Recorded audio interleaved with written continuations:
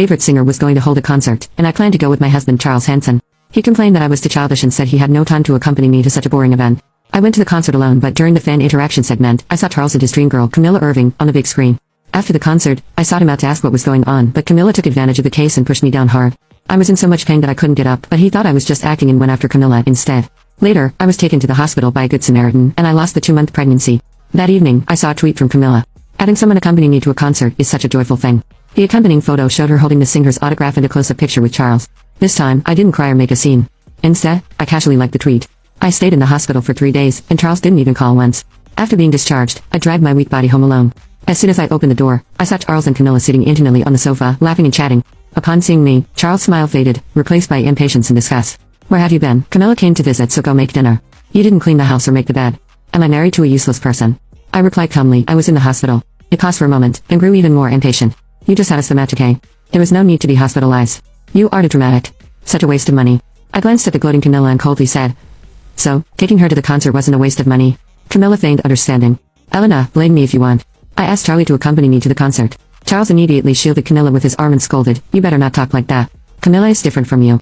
She has been working hard here all alone without any friends. I was just accompanying her to a concert. Why are you so angry?" Charles probably forgot that I had also given up everything for him, staying all alone in this city. I momentarily lost focus, and the examination report and medical case slipped from my hands. Camilla quickly grabbed it. After looking it over, she exclaimed, "Oh my, Elena, you had a miscarriage." Charles appeared shaken for a moment, but Camilla continued, "I only lightly pushed you that day. You wouldn't have deliberately forged a fake medical report to frame me, would you?" She turned to look at Charles, her face innocent. "Charlie, I remember you said Elena has a difficult conception constitution. You've been married for 3 years, and she hasn't gotten pregnant. Isn't it too coincidental?" Charles believed Camilla's words and glared at me. "Elena, even if you're jealous, you should have a bottom line. How could you resort to framing Camilla like this? It's disgusting. You should reflect on yourself at home." Saying this, he wrapped his arms around Camilla's slender waist and spoke softly, "Come on, I'll take you out for a nice meal." Then, I saw the tweet that Camilla posted. Charles took her to the most upscale restaurant in the city and even ordered a bottle of red wine worth over 10,000. Charles' so-called waste of money was only aimed at me. I should have felt disappointed and heartbroken, but I didn't. After lying in the hospital for 3 days, all I wanted was to take a shower, change into clean clothes, and sleep well. Charles didn't return until 1 in the morning.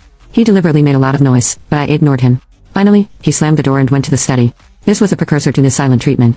In the past, after every argument, no matter who was right or wrong, I was always the one to back down first.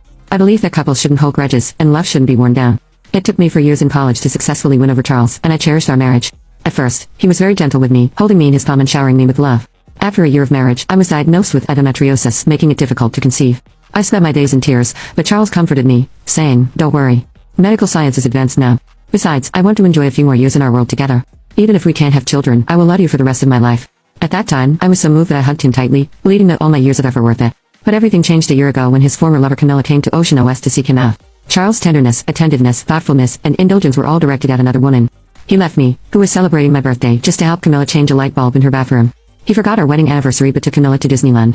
During a movie, he abandoned me without hesitation when Camilla texted him saying she was bored. When I expressed my dissatisfaction to him, he said, "It's not easy for Camilla to live alone. Don't be so calculating." As he wished, I would no longer let him see my sadness. That night, I had a dream. A child with angel wings circled around me several times, but I couldn't hold on to him. With a face full of sorrow, he looked at me with tears in his eyes and slowly flew further away. I woke up crying. In the dark, I placed my hands on my flat abdomen, unable to stop the tears. The baby I had longed for was gone. The next morning, I walked out of my room with swollen red eyes and happened to run into Charles coming out of the study. He glanced at me and mocked, "You cried. Now that you know you were wrong, you should apologize to me. You're jealous and resentful all day. Who can stand that? If you want to play the pity card to gain my attention, remember I'm not that easy to fool." His self-righteous rambling annoyed me, so I ignored him and headed straight to the bathroom to wash up. My indifference infuriated him. Standing at the bathroom door, he commented, "I gave you a way out, so you should comply. Don't be unreasonable. If you want me to forgive you, then go make me breakfast now." I replied coldly, "Make it yourself." Charles completely lost his temper. "I must have spoiled you too much. If you keep this up, let's get a divorce." I had just finished washing my face and hung the towel up. I glanced at him and said calmly, "Okay." Charles paused for a few seconds, seeming to grasp the meaning behind my words. When he realized what I was implying, he exploded with rage. "Elena, don't think I'm just saying this. Without me, where else would tolerate you? Who else would want you?" I took a document from a desk in the bedroom and handed it to him. He angrily sat down on the sofa, crossing his arms. "You want to apologize? It's too late." I tossed the document in front of him. "Sign it." He shot a glance at it, his face turning pale. It was the divorce agreement. Charles stared at me in disbelief. "Are you sure?" I didn't hesitate and nodded. Over the past year, because of Camilla, we often argued intensely. But even when I threw things, cried, or ran away from home, I had never mentioned divorce. I cherished him and still held out hope that he could change his mind and remember our sweet moments. But the reality proved that my repeated concessions only made him worse. A man who had already been tainted was nothing but worthless garbage no matter how much he was clean. The once grand and arrogant Charles was also unwilling to back down when it came to divorce. He picked up the divorce agreement and without even reading it, flipped to the last page and signed his name. Elena, don't regret this. After saying this, he called Camilla right in front of me. Wait for me at home. I'm coming to find you. Watching Charles leave with determination, I felt no inner turmoil. In the afternoon, I received a package sent by my mother. Because of regional dietary differences, my mother worried that I might not adapt, so over the years, she often mailed me food she had prepared herself. When I looked at those jars of hometown dishes, my eyes turned sour. I missed my mother and wanted to go home. I called my boss. You previously mentioned the opportunity to transfer to the Las Estrellas headquarters. Is that still available? My boss sounded surprised. Of course, with your abilities, this opportunity is yours alone. On the fourth day of Charles being absent, I texted him asking when he would take me to file for divorce. He brushed me off, saying, I'll get to it when I have time. I looked at Camilla's tweets. They were together every day, acting like a couple in love. I had no idea when he referred to as having time. I didn't expect Charles to come back that evening with Camilla following him. I was eating dinner, oatmeal paired with the hometown dishes my mother had made. Charles kissed Camilla as if I didn't exist. He said he was going to the room to pack his clothes and told Camilla to wait in room for a while.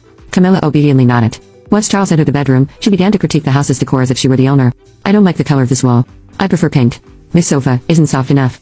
I want Charlie to replace it. Your wedding photos are so outdated. I plan to go to the Maldives with Charlie to take wedding photos. They will definitely look better than yours. By seeing that I ignored her, she walked over to me, dramatically covering her nose. What are you eating? It smells awful. As she spoke, she picked up the jar containing my hometown dishes, looking disgusted.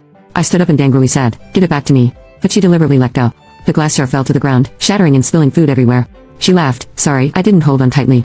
In the next moment, I raised my hand and slapped her hard across her smug face. Camilla fell to the ground, making an exaggerated expression of pain. Charles rushed over, carefully helping Camilla up and glaring at me with a fierce look. Elena, apologize to Camilla right now. Not a chance. My stubborn attitude completely enraged Charles. He suddenly pushed me, and I fell, hitting my head hard against the corner of the table. The pain caused me to lose consciousness for a moment, and when I came to, I realized blood was already seeping from my forehead. Charles panicked and hurriedly took me to the hospital without stopping. The attending physician in the emergency department just happened to be the same doctor who treated me during my previous hospitalization. As she treated the wound on my forehead, she reminded me of the precautions to take when I got home. Charles frowned while listening. It's just a surface injury. Why does she need to rest in bed and pay attention to nutrition? She's not that delicate. The doctor looked somewhat shocked. You were her husband, right? Yeah. The doctor scolded in. She had a miscarriage last week. Didn't you know? Charles was completely stunned.